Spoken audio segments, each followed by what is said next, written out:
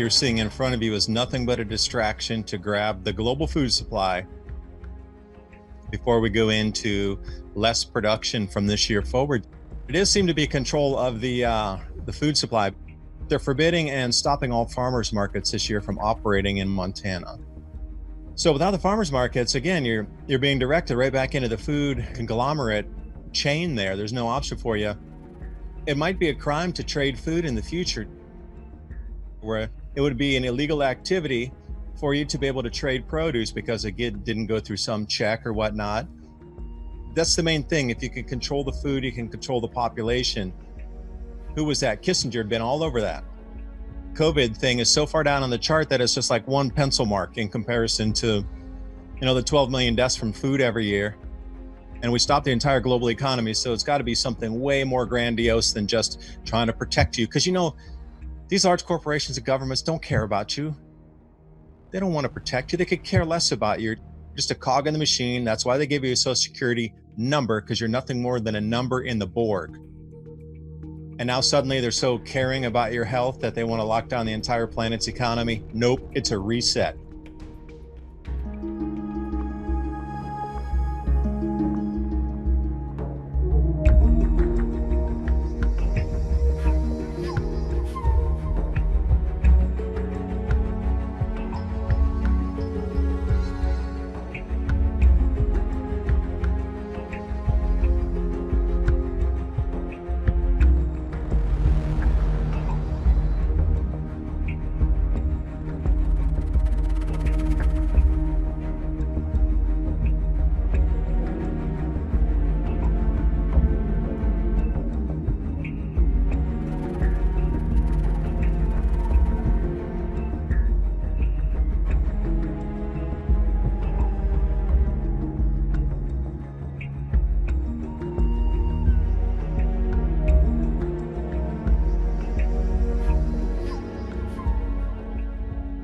Meatpacking plants.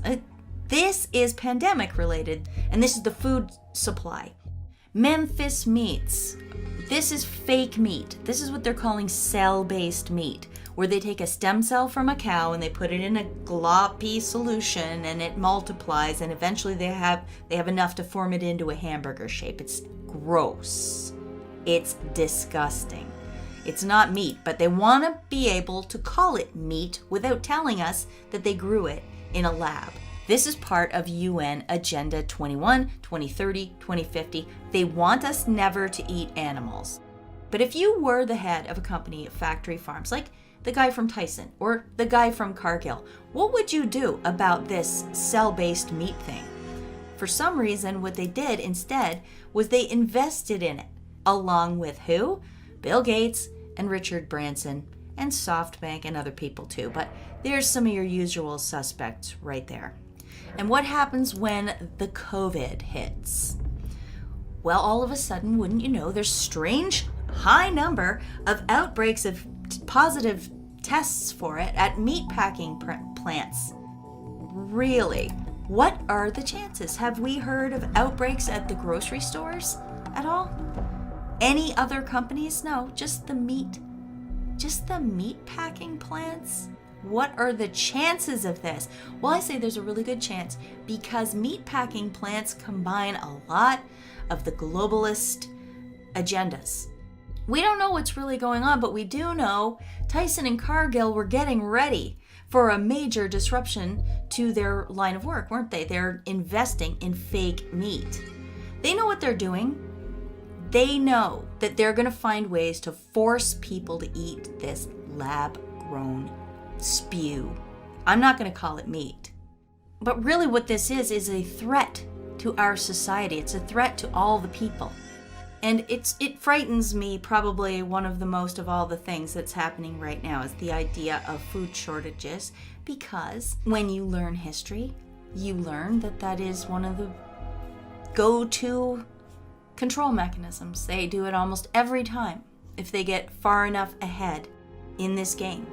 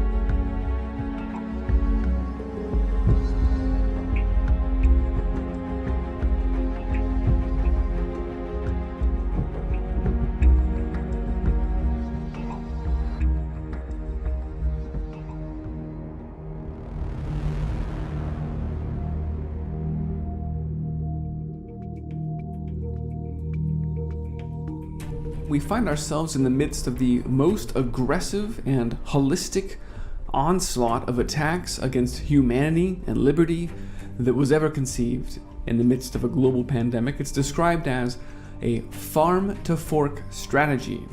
What this actually is a weapon, a salvo, deployed across modern agriculture and our food supply, and indeed, our ability to feed our families going forward. And of course, when we talk about changing people's consumption habits to match their new nutritional requirements and saying that Europeans aren't eating the right things anyway, how are we going to enable this transition? Under 2020 Green Deal priorities, we'll have about 1 billion euros, and then we're going to spend another 10 billion euros on food and agri-food, and of course insect-based proteins and meat substitutes. So here is the funding of the reality that they want to create, the fake mood, the synthetic food, the cockroach milk and the Soylent Green. And then finally, the fact that dairies, not only are they dumping their milk, but there are actually co-ops that are financially incentivizing farmers to quit dairy farming. They want you out of the game. They want to shut down producers. This is where we are now. To stop being a producer, to retire and get rid of your cows altogether. How quickly can they gut the food supply of a nation? Well, we're watching it in real time, and the answer is pretty damn fast in this modern era. The Gates Foundation has rapidly become the most influential actor in the world of global health. We knew that. He's basically running the World Health Organization now. And in agricultural policies. Yes, he's there too. Remember, the food chain reaction game was the other simulation, like Event 201, that talked about food shortages that would result from an outbreak like this. And here we are now, seeing it materialize. Finally, they will take over all food production, as has long been their goal for hundreds of years. And that's exactly what's happening here. They're buying up all the seed production, and they're doing their genomic mapping, and they will replace real heirloom genetics with their transhumanist seeds. So this is just a continuation of the Rockefeller weaponized USDA, again, for hundreds of years. It's been a part of the War Department. Part of the policy that was pushing toxic agricultural practices to the rest of the world from the US. It's not just meat shortages, ladies and gentlemen. They're going, if you will, whole hog against the entirety of agriculture and our food system. All of agriculture, they really want to make the case that farms are being hit just as hard as meat packers. Experts are warning that thousands of farm workers are vulnerable to contracting the disease. I cannot believe this. I can't believe that you can go to Walmart and Home Depot and Target right now and stand in line and buy trash. But farm workers are being said, you can't harvest food. Do you see how ridiculous the situation is? Do you see how blatant the whole lie is on its face? That's why I'm emphasizing this is not just now. This is for seasons to come. And this damage has already happened. And even more interesting, there are also signs from the establishment media that are blaming, that are indicating that it will be food that is blamed, I should say, for the next part of the pandemic. At the end of the day, it's going to either be we get rid of poultry, we get rid of factory farming, or we all die from a pandemic. So they're literally saying it's the meat or we all die. It's no coincidence. At the same time, the EU is saying, yeah, we can go ahead and eat bugs. Go ahead and put that in there, just like the UN told us to.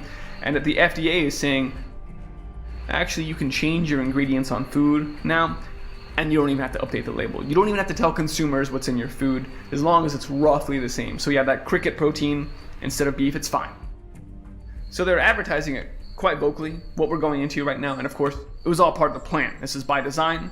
All the language they're rolling out now was used also in this simulation with John Podesta behind it, and again, George Soros funding it. Like I said, it's the same forces at work behind the civil unrest and the food shortages. That's their main angle for control.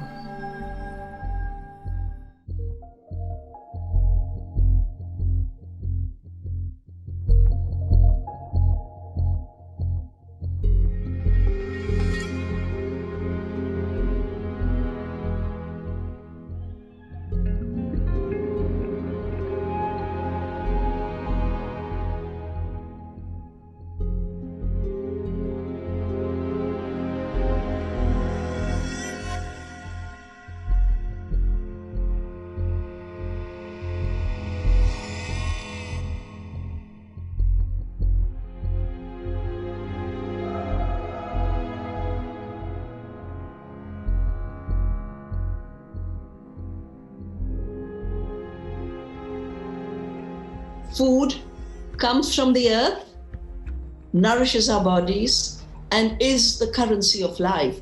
These viruses become far more fatal because of a food system that's designed for profits rather than health. Food is supposed to be health.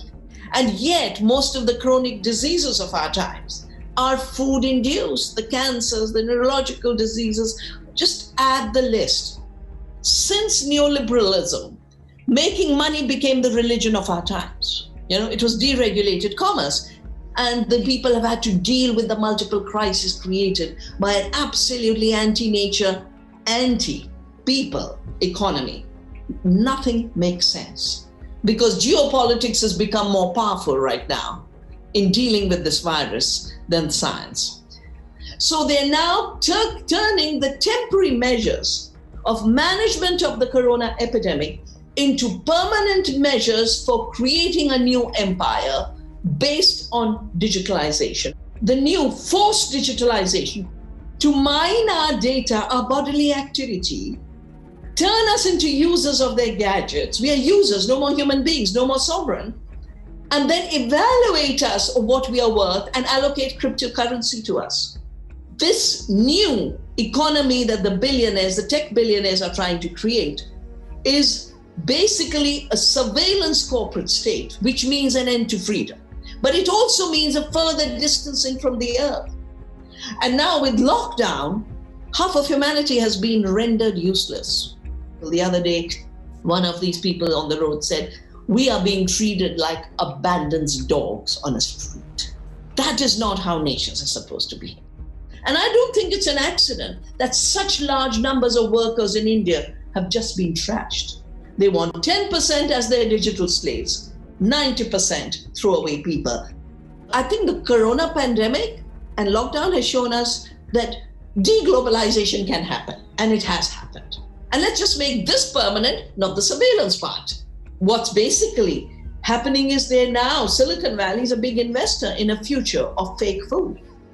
Continue to grow GM soya, farming without farmers, food without farms, and basically, in effect, farms will become factories for producing raw material, carbohydrates, protein, that then are genetically engineered in labs to create the impossible burgers of the world. Well, real food is not an imperfect technology. Real food is the most perfect technology, evolved by thousands of years of knowledge of what is good food to grow, what's good food to eat, in which climate. So I think all local groups must watch where that industrial system and that money-making chromatistics mindset is going to move. This system of money at any cost must force. Therefore, they write the laws to make our independence and freedom illegal. They will try to make local food and agriculture illegal. That's why we'd better be ready with our satyagraha and a fight for truth, for real food, for real life, for real health, for real freedom.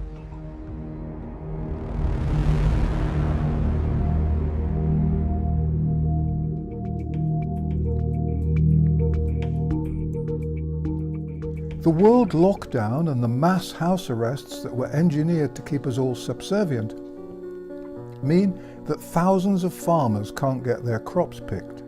All around the world there are shortages of almost all foods, and other factors are going to ensure that the shortage gets worse. Controlling the oil used to be a way to control the planet. Controlling the food will give big companies control of everything and everyone, and the money.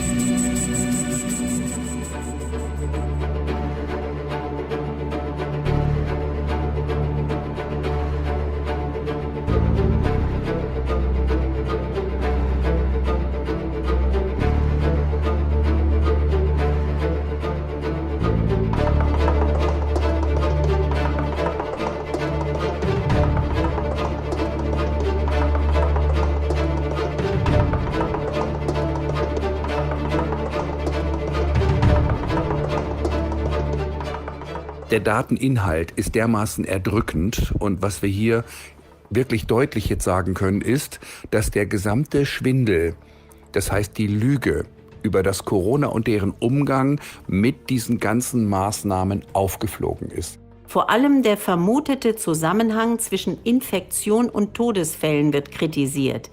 Es fehlt die Berücksichtigung von Vorerkrankung, Alter und anderen Faktoren. Die Zahl der Virustoten wird überschätzt. Wichtige Daten fehlen.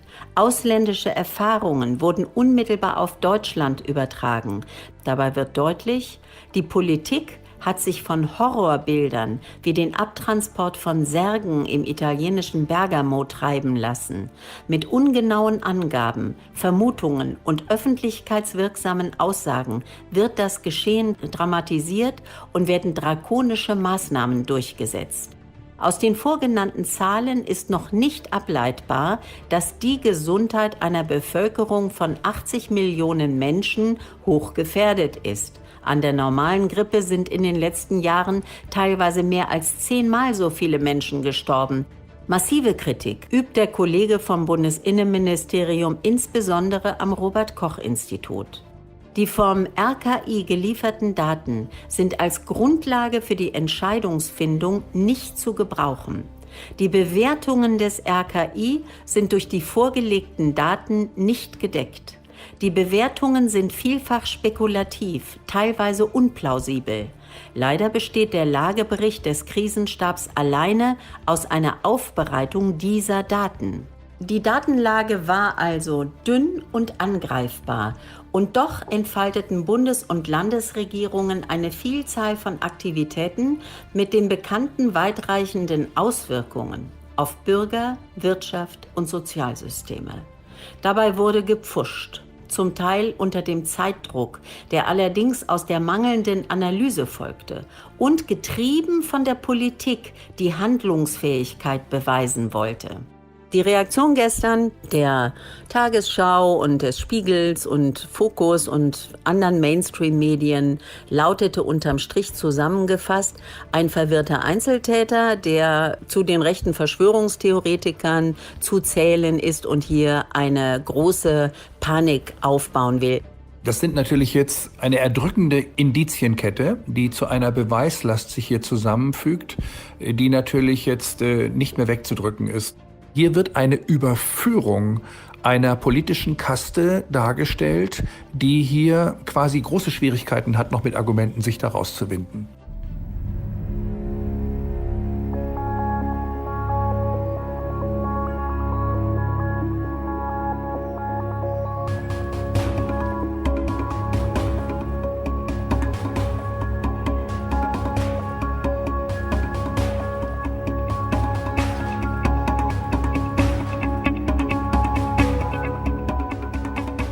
Es begann mit einer Lüge bezüglich eines der an sich größten Skandale dieser Tage in unserem Lande, nämlich dass ein stellvertretender Referatsleiter im Innenministerium nichts anderes als seine Pflicht getan hat, indem er einen über 80-seitigen Bericht erstellt hat, der es in sich hat. Und die Lüge lag darin, dass das Ministerium sofort damit antwortete, er hätte das an die Presse durchgestochen. Meine Damen und Herren, das hat er mal nicht. Dabei, meine Damen und Herren, birgt diese Studie eine ungeheure Sprengkraft. Das hat er nicht alleine in seinem Kämmerchen geschrieben, meine Damen und Herren, sondern er hat sämtliche Abteilungen seines Hauses, die mit KM, also Krisenmanagement, beziffert werden, eingebunden. Er hat sich Expertise geholt und er kommt zu dem für die natürlich erschreckenden Resultat, dass das, was der Innenminister, was der Gesundheitsminister und was die Bundeskanzlerin seit Wochen dem deutschen Volke vorerzählt und vorlügt, ein Fehlalarm gewesen ist. Und er warnt vor diesen Konsequenzen, eine Desinformation der Bevölkerung. Die Bundesregierung produziert Fake News. Durch vermeintliche Schutzmaßnahmen, hören Sie gut zu, Herr Kollege, entstehen im Moment jeden Tag weitere schwere Schäden, materielle und gesundheitliche, bis hin zu einer großen Zahl von vermeidbaren Todesfällen. Diese Todesfälle werden durch das Agieren des Krisenmanagements, also durch den Bundesinnenminister, ausgelöst und sind von diesem zu verantworten.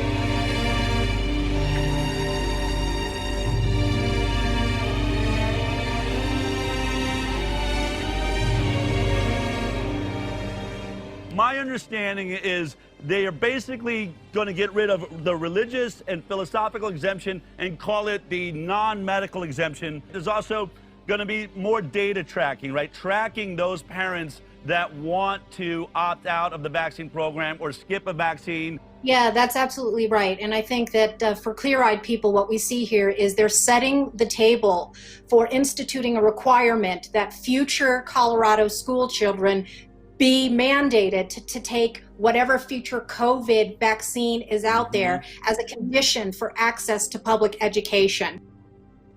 It's outrageous what they're trying to do. And of course, you always have to follow the money to find the truth. It's the financial incentives here, and you talk about this as well. Big Pharma is behind this. They've set up phony AstroTurf groups. You had thousands of parents show up on Sunday. In February, when they had a hearing on this, there were 14 hours of testimony, the vast majority of them parents who objected. And the lobbyists, who are funded by pharma and corporations, set up these grassroots, so-called grassroots groups, phony groups, to show some sort of opposition. There were about a dozen of them. They limited the testimony on Sunday to 1.5 hours each on each side. 22 people each got to speak on one side or the other, when there were thousands of people who had lined up out in the sun to make their voices heard by these legislators who are bought off by Big Pharma.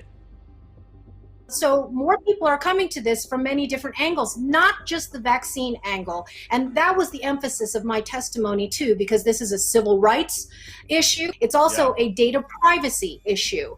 And once people start questioning this idea that you should always trust the experts, it opens up an entire new landscape of challenging establishment and authority that have lied to us terribly, and cost so much in terms of our own kids' public health and safety. We may not have billionaires backing us, and we may not have Bill Gates and Big Pharma and all of these NGOs that suck up billions of dollars to endanger us, but we have the truth on our side.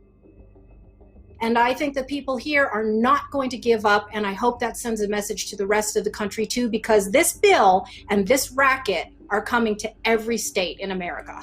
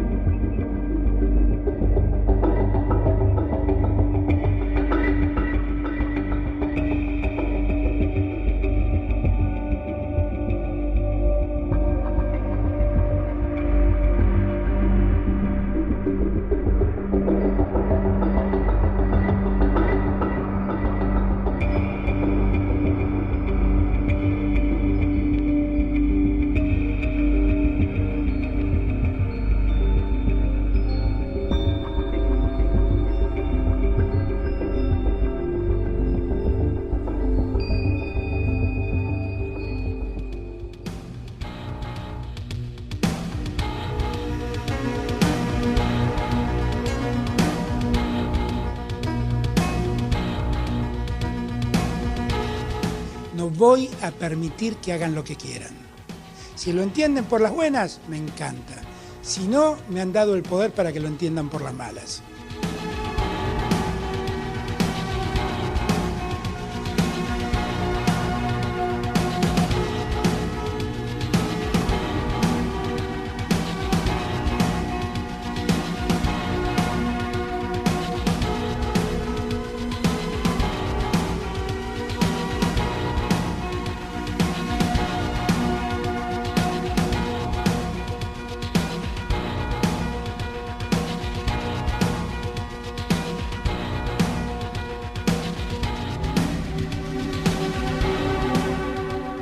Essentially, I personally believe that this COVID-19 crisis was either facilitated or manufactured to justify this next coming system. This is going to be the digital system of control. And so it's that crisis there, the COVID crisis, coupled with now this civil unrest.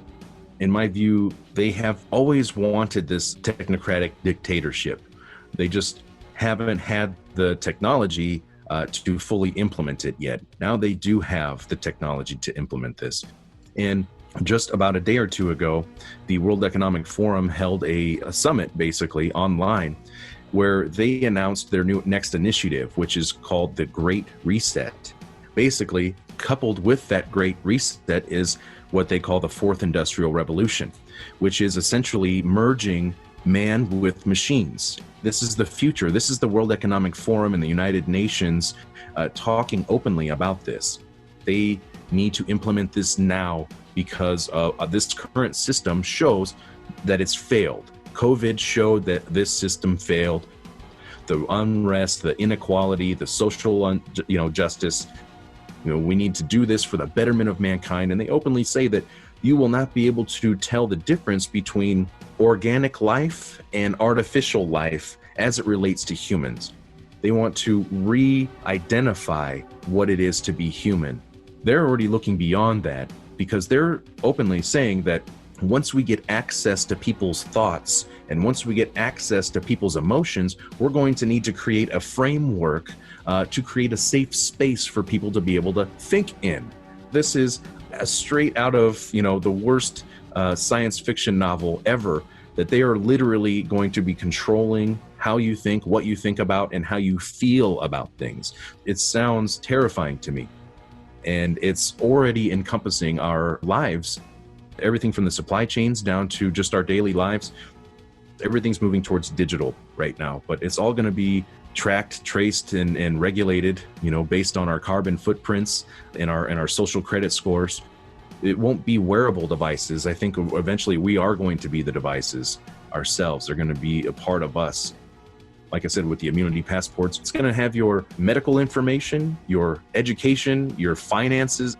They do not want any form of independence from the system. It's basically like assimilate or die. If you don't do what we say, then you're a threat to the greater good. That's the kind of the same ideology that we see with the vaccines, for example. You're a threat because you're not vaccinated. Well, that's kind of backwards. If you're vaccinated, then what are you worried about? This is how they operate. It's either, you're either with us or you're with the terrorists, essentially, like we've heard so many times. You're going to be limited on where you can travel, when you can travel, what you can eat, what you can buy, all this kind of stuff.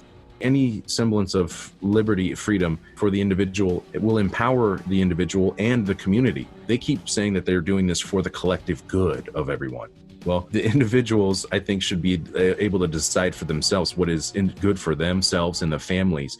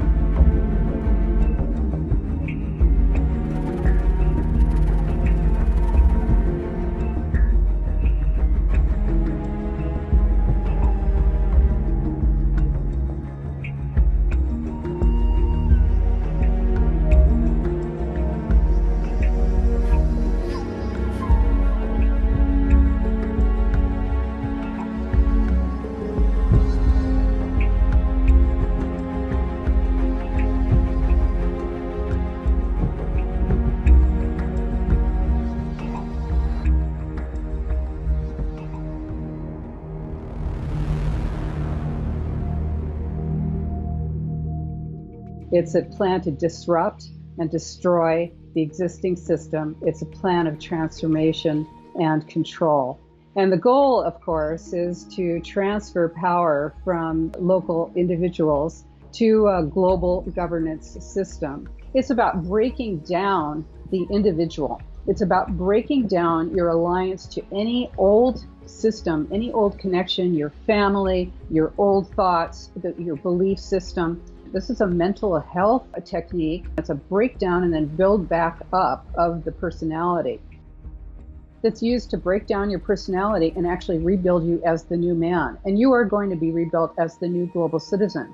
And you need to be isolated, and moved into the high-density city center where you can be more easily controlled and managed and surveilled.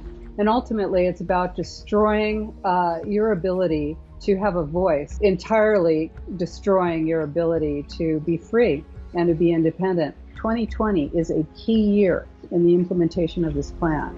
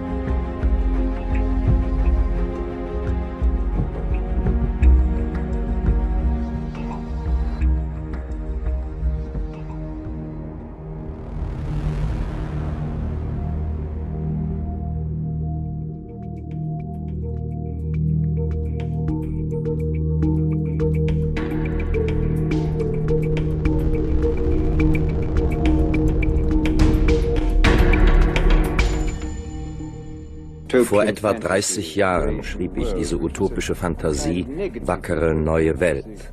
Es war eine Fantasie über eine Gesellschaft, in der jede Anstrengung gemacht worden war, alle menschlichen Unterschiede auszuschalten und das Produkt Mensch zu standardisieren, um schließlich tatsächlich eine Art von wissenschaftlicher Diktatur zu errichten, die auf einem Kastensystem beruhte. Damit sollte eine völlig regulierte und geordnete Gesellschaft entstehen.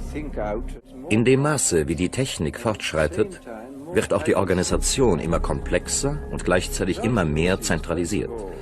Das Resultat dieser Entwicklung ist zunächst einmal, dass die Kontrolle über die Menschen immer mehr und immer vollständiger in die Hände von Big Business und Big Government übergeht. Das heißt, in die Hände der Großindustrie und der Regierungsspitze.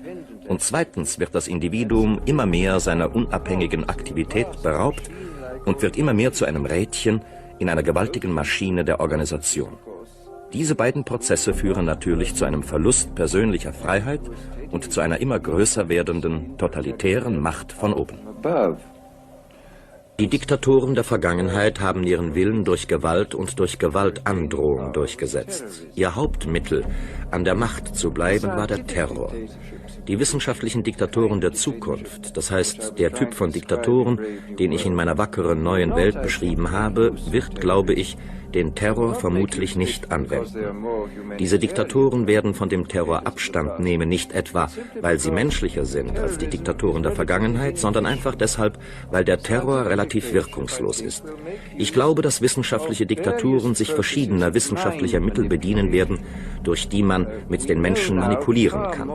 Das heißt, es wird eine Gesellschaft entstehen, in der die Bedingungen wirklich unmenschlich sind, in der aber mit den Seelen der Massen so manipuliert wird, dass die Menschen diese Bedingungen nicht nur akzeptieren, sondern sie geradezu lieben.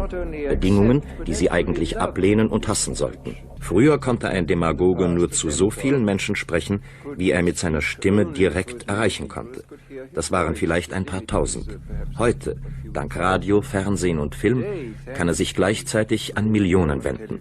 Mit Tonbandgeräten kann er seine Parolen immer wiederholen. Er kann sie in die Massen hineintrommeln, sodass sie in einer Art von Hypnose akzeptieren. Wir sehen also, dass die Technik der Überredung und dessen, was man heute Gehirnwäsche nennt, all dem unvergleichlich überlegen ist, was in der Vergangenheit einmal war. Es gibt heute chemische Methoden, mit denen man die Menschen kontrollieren kann, mit denen man sie veranlassen kann, bestimmte Dinge zu tun, bestimmte Gefühle zu empfinden und mit denen man vor allem die Menschen in einen Zustand künstlichen Glücks versetzen kann, sodass sie sogar ihr Sklaventum und die schlechten Umstände, in denen sie sich befinden, lieben. Jede Technik, die möglich ist, wird früher oder später auch einmal angewendet. Und ich glaube, dass wir uns ohne große Fantasie vorstellen können, dass diese chemischen Mittel möglicherweise einmal von wissenschaftlichen Diktatoren der Zukunft systematisch benutzt werden.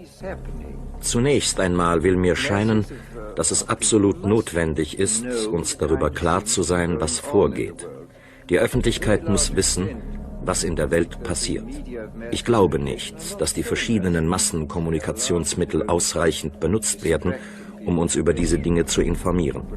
Sie sind primär darauf gerichtet, die Aufmerksamkeit der Öffentlichkeit abzulenken. Sie bringen uns alle Arten von absurder Unterhaltung ins Haus. Wir müssen aber erkennen, was vorgeht. Und wenn wir uns dieser Dinge bewusst sind, dann müssen wir ernsthaft darüber nachdenken, was getan werden kann. Ich glaube, wenn Moralisten, Theologen, Politiker und Gesetzgeber zusammenkommen, um über diese Probleme zu diskutieren, kann man gesetzliche, politische und erzieherische Mittel finden, die garantieren, dass diese ganzen revolutionären Entdeckungen, die jetzt und in Zukunft gemacht werden, zum Wohle der Menschheit eingesetzt werden und nicht zu ihrer Erniedrigung und endgültigen Versklavung. Das ist unsere beste Hoffnung.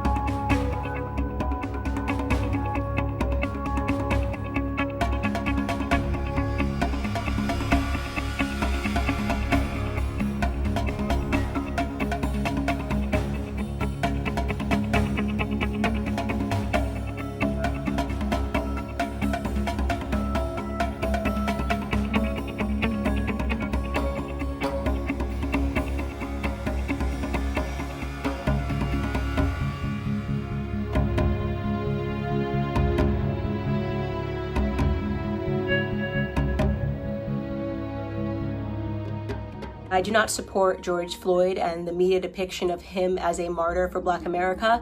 We are being sold a lot of lies, and at the detriment to the Black community, at the detriment to the white community, and at the detriment to America as a whole.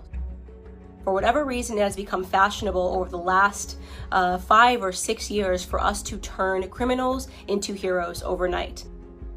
Now, nobody thinks that he should have died during this arrest, but what I find despicable is that everyone is pretending that this man lived a heroic lifestyle when he didn't. In 1998, he spent 10 months in prison for theft with a firearm. In 2002, he spent 8 months in prison for a cocaine offense. In 2004, just 2 years later, he spent another 10 months in prison for a cocaine offense. In 2005, a woman who was pregnant received a knock at the door, and she went to the door. George Floyd took out a gun and pressed it to her stomach. She was screaming, begging for her life. 2 years later, he was sentenced to 5 years in prison for that incident.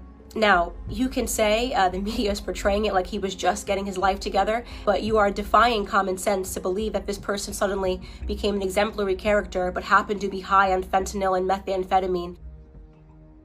And just because he was a criminal doesn't mean he deserved to die at the knee of a police officer, but it does mean that I am not going to play a part of the broken Black culture that always wants to martyr criminals. Police brutality, racially motivated police brutality, is a myth. Not only are we allowing it to inspire riots in which Black people are dying, but I will be damned if the rest of us have to suffer because of this incident that rarely ever happens in America. So here are some numbers. You have a 25% higher chance as a violent white criminal of dying at the hands of a police officer than you do as a Black criminal. Last year, a total of 9 unarmed Black men were killed by police officers and 19 white men were killed by police officers. Do some police officers do the wrong thing? Yes. It is no excuse to paint society with a broad brush. So this entire narrative is complete smoke and mirrors. It's all made up.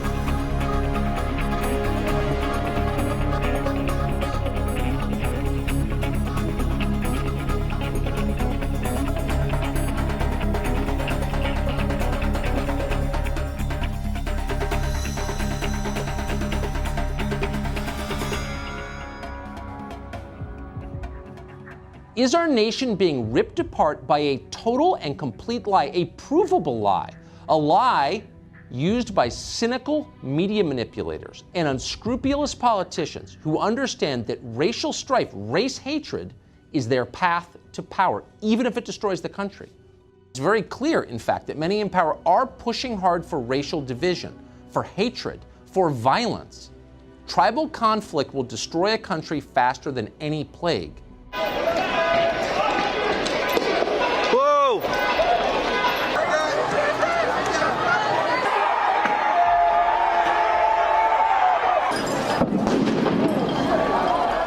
Their latest demand is that we eliminate the police entirely. No more law enforcement in this country. That would mean more power for the mob. They could do anything. It would mean never-ending terror for you and for your family.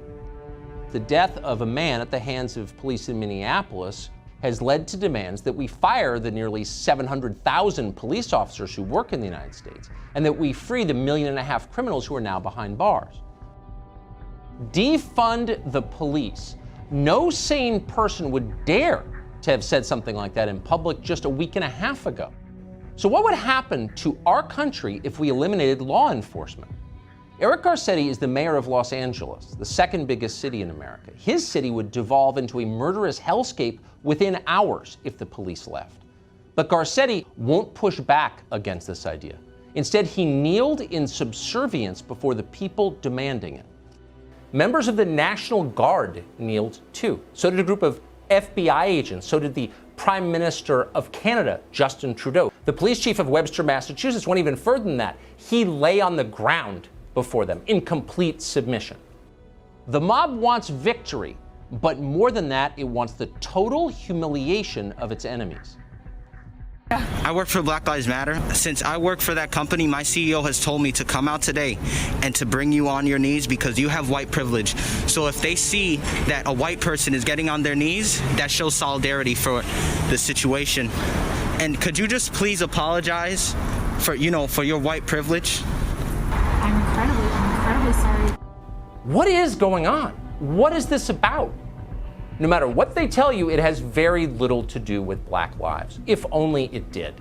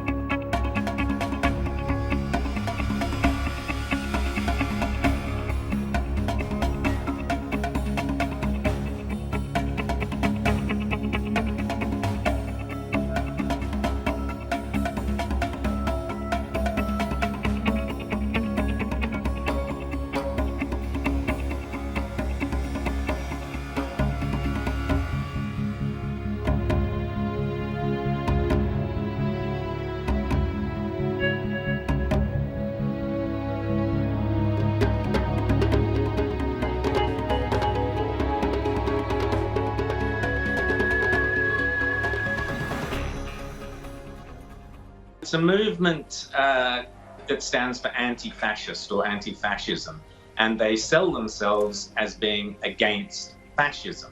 So they're saying we are against a tyrannical form of government. Unfortunately, this is one of the most Orwellian organizations out there, in the same way that George Orwell's Ministry for Peace was in fact the Ministry for War, and in the same way that Orwell's Ministry for Truth was in fact a propaganda lying machine. Anti-fascists are themselves the most fascist organization around on the planet today. For democracy to fall, the only time we've ever seen democracies fall is when there is mob rule. And mob rule grows out of a movement where they take to the streets, burn things, destroy things. The brown shirts in Hitler's Germany, the Bolsheviks in the Russian Revolution, going all the way back to the French Revolution. Once you get anarchy on the streets, then your system of government can fall, and those determined to take over power hope to seize power through this. Its sole goal is to create mayhem on the streets. That's its purpose. They terrorize in order to bring down the establishment as they see it. What is it that they're fighting for? They're actually terrorizing the black community and making them feel they're oppressed. And the interesting thing is, all of these riots are taking place in Democrat-controlled areas, left-wing cities. So they claim to be fighting, Antifa claims to be fighting on behalf of the black community, but that they're not. That's not the case at all. Places like Minnesota have a black mayor, a black governor, black police chief. They had a black president for two terms. This is the tragedy. They think they are fighting some form of fascism. So they've been taught through the media, through the academic, through the universities, through the schools, and through Democrat politics. It's the most perverse and tragic scenario, because people, good-meaning people, are allowing themselves to be duped by Antifa into thinking they are fighting against fascism, when in fact all they are doing is promoting it.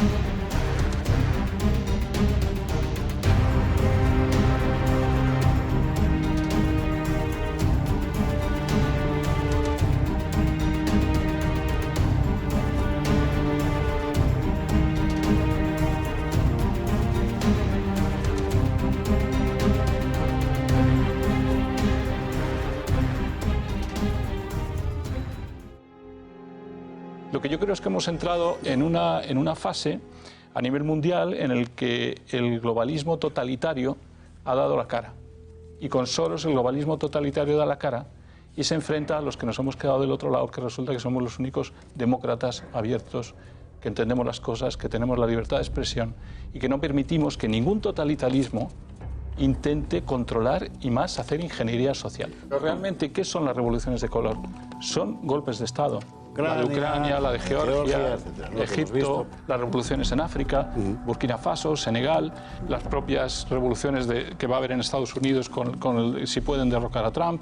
Hablamos de totalitarismo porque hablamos de ingeniería social. Y cuando se toma en rehén a la sociedad civil global para pagarle dinero y que haga lo que nosotros queremos, yo llamo eso totalitarismo. ¿Y qué es ese gran capitalismo junto con ellos, los que manipulan las cuerdas ahora y los que controlan a Pedro Sánchez y a nuestro gobierno? Mientras no comprendamos que esos son totalitarios, porque controlan el capital y tienen muchas ganas de controlarlo y saber cómo hacerlo, no habremos entendido nada. Pues el propio presidente del gobierno, Pedro Sánchez, ha estado en el NDI, que es el NDI, el National Democratic Institute, que es el National Democratic Institute, el que estuvo al lado de la NED y de la Agencia de Cooperación Americana e Inglesa en las revoluciones de color y en los golpismos de Estado de las ex-repúblicas soviéticas. Es decir, pertenece en su currículum que ha estado en el NDI, y el NDI está financiado también por Soros, actuando de esa manera golpista en el mundo. Hablamos de totalitarismo por eso. Pero Sánchez además niega y se niega a aceptar en el Comité de Transparencia que se hable de lo que habló con Soros. Cuidado, me gustaría saber cuáles han sido como español las conversaciones de mi presidente con un señor que se dedica a comprar países y a controlar estados. No es conspiranoia, es pura verdad y tenemos un gobierno con él.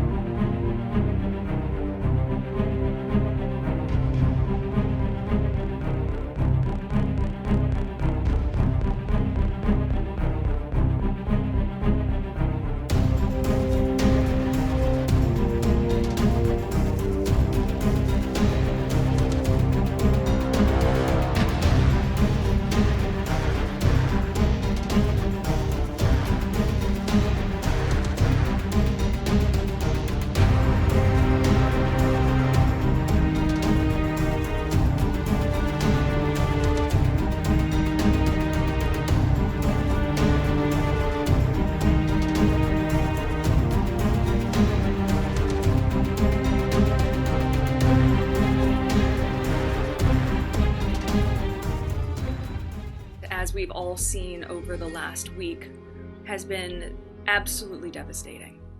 George Floyd's life mattered, and Breonna Taylor's life mattered, and Philando Castile's life mattered, and Tamir Rice's life mattered, and so did so many other people whose names we know and whose names we do not know.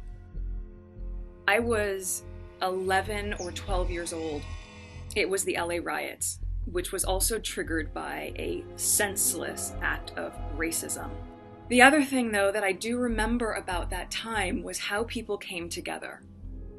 And we are seeing that right now. We are seeing that from the sheriff in Michigan or the police chief in Virginia. We are seeing people stand in solidarity. We are seeing communities come together and to uplift. And you are going to be part of this movement.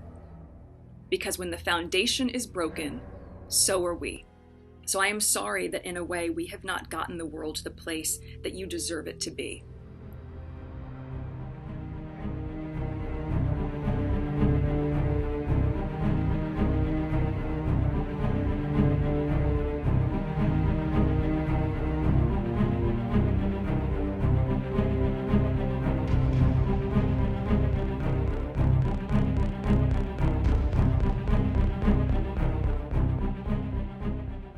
We're seeing the beginnings of a Bolshevik-style revolution in the United States to topple the republic and replace it with a communist-style government. We've got a number of issues at play here. We've got the whole deep state issue. We've got the infiltrators within the government who are loyal to their own agenda. They're not loyal to the Constitution as stated. And the news media is again culpable. They were co-opted back in the 60s, and they're on the payroll. They're on the payroll for the CIA. That is the propaganda arm of the Central Intelligence Agency, which is deeply involved in all of this nonsense. They don't fool around. This is what they do for a living. They topple governments around the world on a regular basis. And now our own republic that they're supposed to be defending is the target of their tradecraft. It's no holds bar for the bad guys, because if Trump succeeds, we're going to see probably 8,000 or 10,000 people hung by the neck until dead for sedition and treason against the American people. That's really what's going on. And the riots we're seeing in the street is just another facet of the same war that's been going on since Trump took office. That's what this war is all about, is to implement their globalist dream. Now remember, globalism is communism.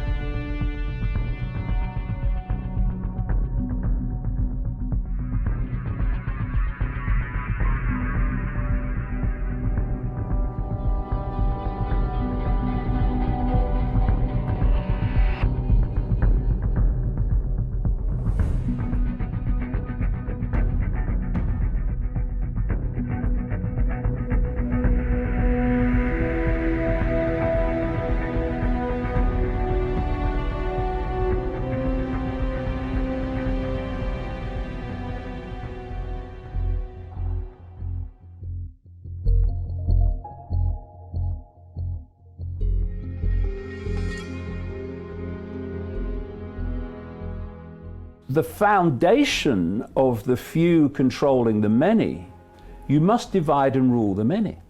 It serves the agenda of divide and rule to have people under house arrest and everyone kept apart.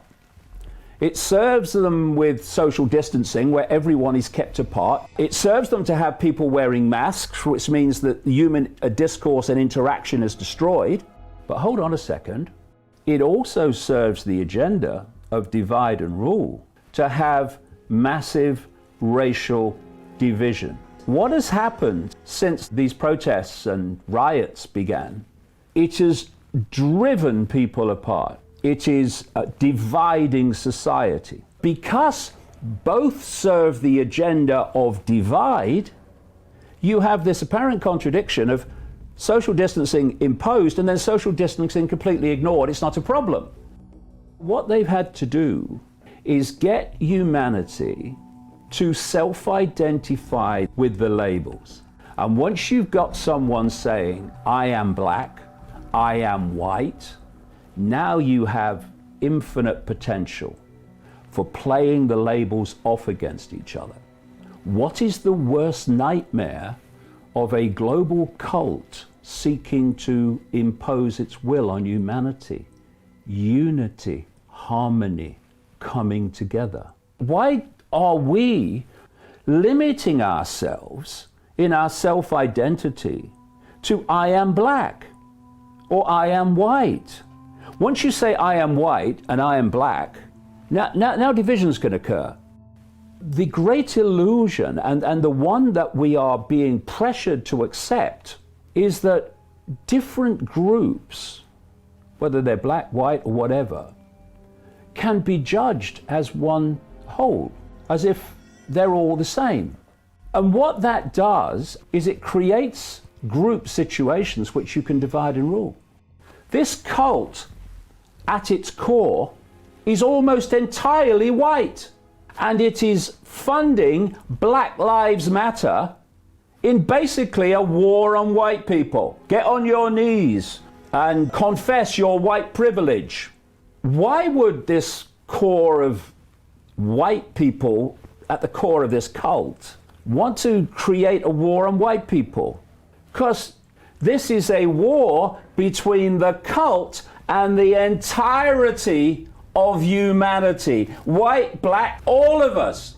What has happened with this lockdown and this virus hoax, and what is happening with this racial divide and rule, is part of an ongoing sequence. And if we go on acquiescing and fighting among ourselves, that sequence is going to reach fruition. If we come back to Black Lives Matter, look at who funds them. They've been funded by George Soros. So, for instance, Black Lives Matter are now calling, not just for defunding the police and abolishing the police, but getting rid of prisons. Chaos, upheaval, crime, fear, rule of the mob. This is what they want. Anything that will create chaos and fear among the community. Basically, a jungle atmosphere, a jungle society, where there is no law, where the mob rules. Especially in this period between now and 2030, they want to transform human society into an Orwellian global fascist technocratic dictatorship that would make George Orwell wince. Now, while they're doing that, they want the population looking in the other direction. They want them constantly reacting to chaos, upheaval.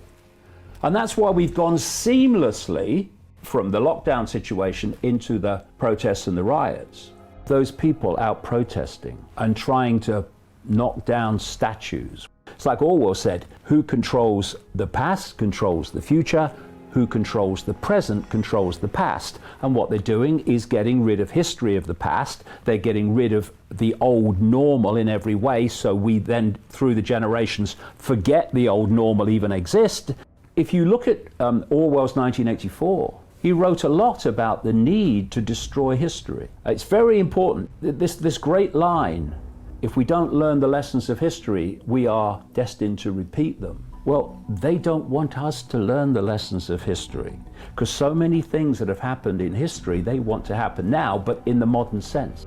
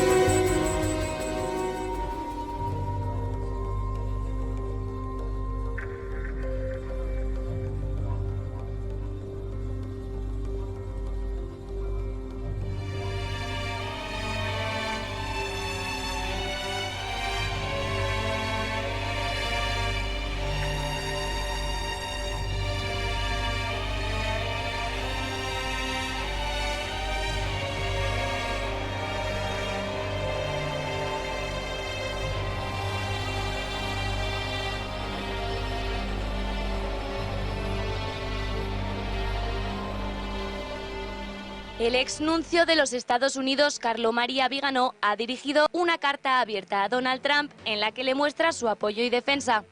Vigano, en su carta al presidente de los Estados Unidos, explica el nuevo orden mundial como un sistema conformado por los hijos de la oscuridad, sobre el que se sustentan los medios de comunicación, las instituciones, la economía o la política.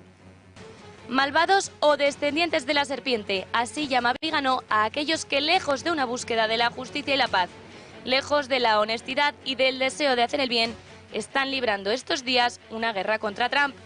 Y es que tanto las revueltas en los Estados Unidos o las protestas callejeras en Europa, como la misma pandemia del Covid-19, las explica este cardenal como una búsqueda del control de la humanidad, que no pretende sino acabar con aquellos del bando de los buenos para lograr la riqueza y el poder de unos pocos, algo a lo que se bautiza como Estado profundo. Pues tal y como dice en su carta, escondidos detrás de estos actos de vandalismo y violencia hay quienes esperan beneficiarse de la disolución del orden social para construir un mundo sin libertad. Vigano concibe a Trump como el único presidente de los Estados Unidos que defiende valientemente el derecho a la vida, que no se avergüenza de denunciar la persecución de los cristianos en todo el mundo, que habla de Jesucristo y del derecho de los ciudadanos a la libertad de culto. Pero el problema del Estado profundo que plantea esta carta no está solo en las cúpulas de poder de índole político o mediático, sino que, tal y como expresa Vigano, se ha impregnado incluso en la cúpula de la Iglesia Católica, la Iglesia profunda. La mentira es el instrumento de estas fuerzas profundas, que sin embargo ni para Trump ni desde luego para el cardenal Vigano suponen una amenaza, pues al final, dice el autor de la carta, el bien vence sobre el mal.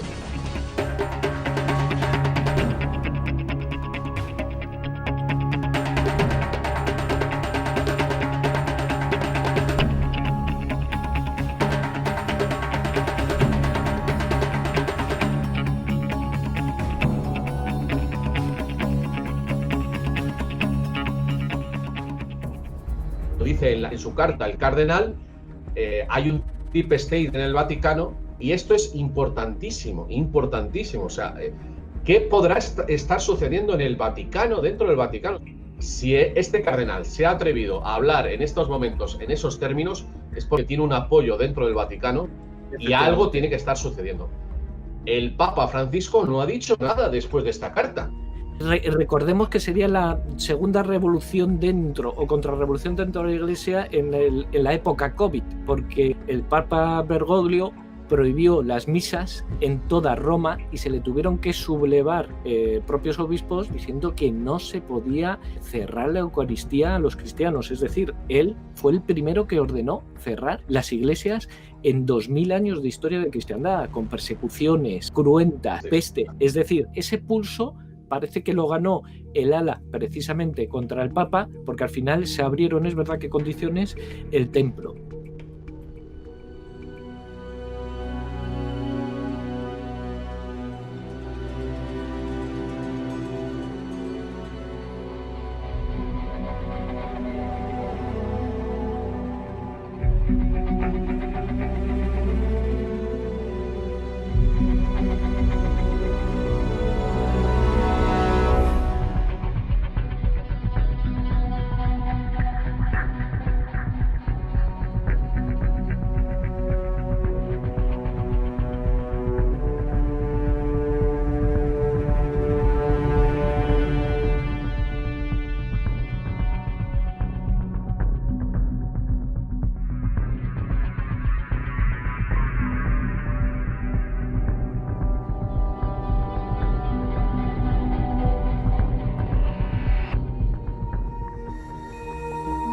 Cuando Albini Luciani aceptó la tierra papal a regañadientes y se convirtió en el Papa Juan Pablo I, enseguida se dio cuenta del grado de influencia de la masonería, de los jesuitas en los altos concilios del Vaticano. Tres de los grupos más influyentes en la Iglesia son los jesuitas, Opus Dei y los Caballeros de Malta.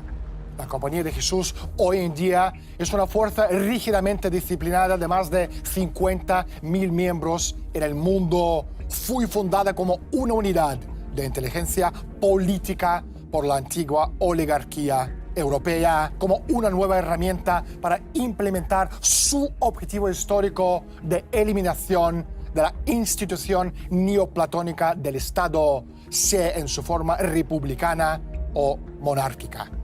La organización de jesuitas está estructurada de acuerdo con un modelo estrictamente militar, con su Estado Mayor General situado en Vaticano. Los jesuitas intentan crear un mundo sinárquico basado en 1. La drástica reducción del desarrollo tecnológico, 2. La derrota del capitalismo industrial de la clase media y 3. El debilitamiento general de los poderes soberanos de los estados-naciones que deberán ser sustituidos por agencias supranacionales de un mundo globalizado como el Banco Mundial, el Fondo Monetario Internacional, la UNESCO, el Instituto de la ONU para la Formación y la Investigación y el Consejo Mundial de las Iglesias.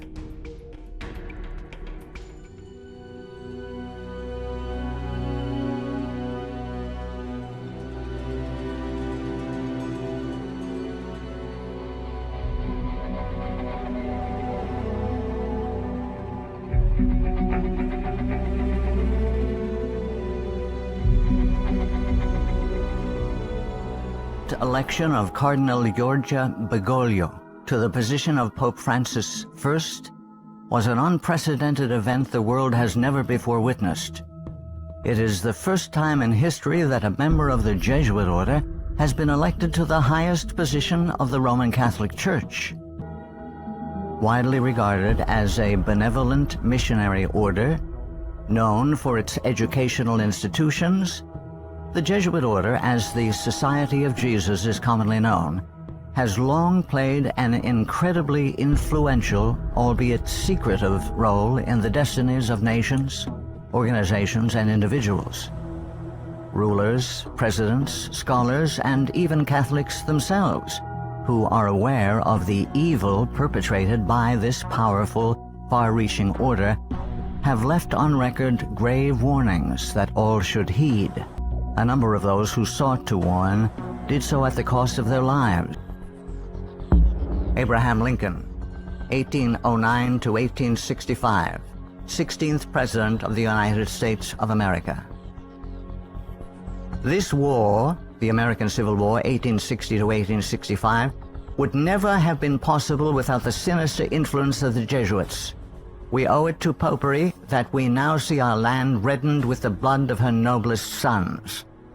Though there were great differences of opinion between the South and North on the question of slavery, neither Jeff Davis nor any one of the leading men of the Confederacy would have dared to attack the North had they not relied on the promise of the Jesuits that under the mask of democracy, the money and the arms of the Roman Catholics, even the arms of France, were at their disposal if they would attack us. So many plots have already been made against my life that it is a real miracle that they have all failed when we consider that the great majority of them were in the hands of skillful Roman Catholic murderers evidently trained by the Jesuits.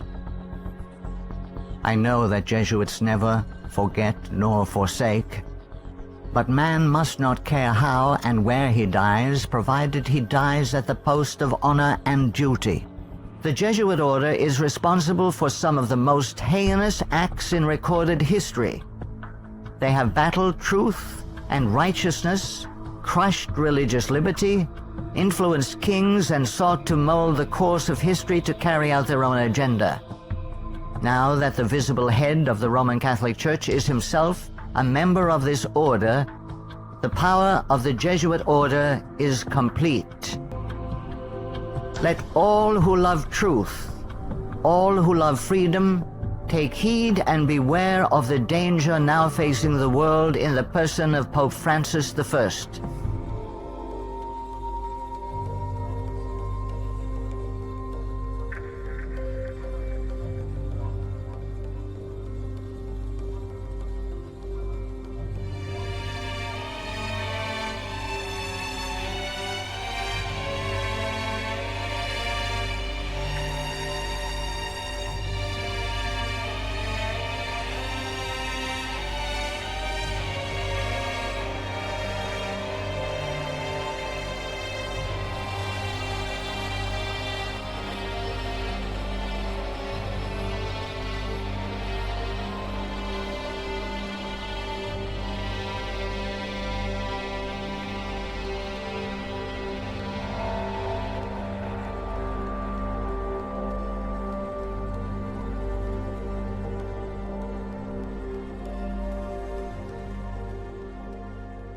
Para el 2015, durante plena campaña electoral en Estados Unidos, a Francis se le ocurrió la oportuna idea de viajar al país más rico del mundo, de mayoría protestante, sin razón aparente. También tuvo la oportunidad de estrecharle la mano a Hillary y entrevistarse con dos personas que, al día de hoy, junio de 2020, tienen un peso determinante en el sombrío destino del mundo. El entonces vicepresidente Joe Biden y la veterana demócrata Nancy Pelosi. Ambos católicos, ambos amigos laicos de la Compañía de Jesús y soldados fieles de la familia Clinton. Dicho sea de paso, una asociación de católicos tradicionales le envió a Trump una solicitud para que investigue la corrupción de la Iglesia Católica estadounidense, el golpe de Estado contra Benedicto y la influencia ilegal e inmoral de los obispos en la contienda electoral. El Banco Vaticano, el mismo del escándalo masónico del Banco Ambrosiano y el mismo que financiaba organizaciones terroristas, ahora se reúne abiertamente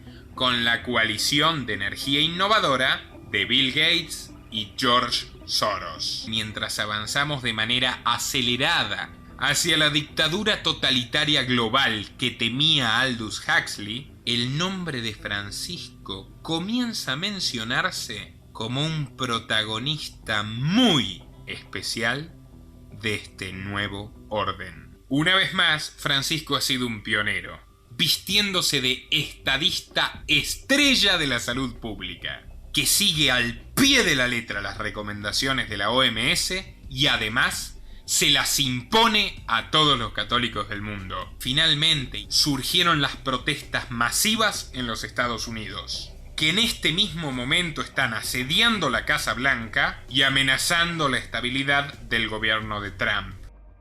El rival de Trump en estos nuevos comicios, ¡qué casualidad!, es San Joe Biden, que en el hipotético caso de que Trump sea derribado por un impeachment del Congreso, su sucesora constitucional es la presidente de la Cámara de Representantes, o sea, Santa Nancy Pelosi. Parece que el Deep State y Pope Francis, que como bien sabemos no se llevan muy bien con la idea de democracia, están inaugurando la primavera norteamericana. El tiempo, señores, nos juega en contra, y si no reaccionamos a tiempo, podemos terminar sometidos a una brutal esclavitud.